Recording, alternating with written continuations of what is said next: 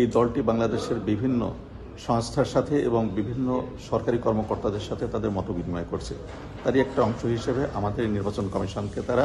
বেছে নিয়েছে যে তারা আমাদের নির্বাচন কমিশনে আমাদের আগামী দিনে কি ভাবছে, আমরা কি করতে পারি, বা আমাদের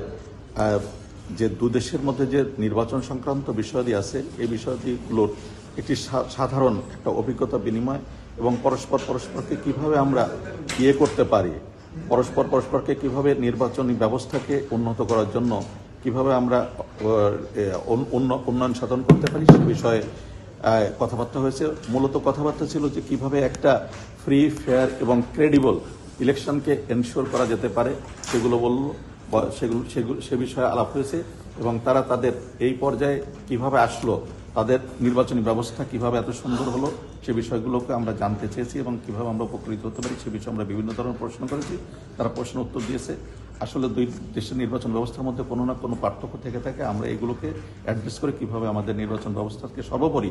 জনগণের জন্য নির্বাচন, জনগণের বিশ্বস্ততা, জনগণ তাদের ভোটাধিকার প্রয়োগ এবং একটি সুন্দর নির্বাচনের জন্য যা যা কিছু করা দরকার আমরা সে বিষয়ে তাদের মতামত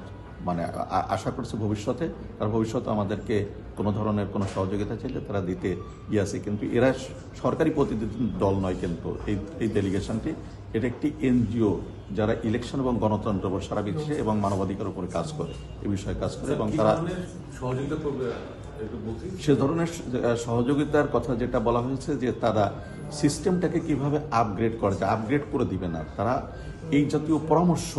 দিতে পারবে যে এভাবে করলে ভালো হয়, কিন্তু তার এই বিষয়গুলো তারা সারা পৃথিবীতে করে থাকে। ওনারা কি কোনো নির্বাচনের সময়সীমা নিয়ে আলোচনা করেছেন? এই জাতীয় কোনো সমস্যা না, আমি যে কথাটা বলেছি এর বাইরে কোনো কথা হয়নি এবং এটা হচ্ছে যে একটা সৌজন্য সাক্ষাৎ ছিল, তাদের মত বিনিময়ের বিষয় ছিল, এর বাইরে কোনো ধরনের কোনো আশা বা কোনো ধরনের কোনো কিছু আমাদের। আপনারা তো নির্বাচন প্রসেসটা সম্ভবত তাদেরকে বলেছেন, সেক্ষেত্রে কি কোনো টাইম বাউন্ডের কথা বলেছেন কিনা যে আপনারা এরকম সময় নির্বাচন করতে চান? না, এই জাতীয় কোনো আলোচনাই হয়নি, তারা জানতেও চায়নি।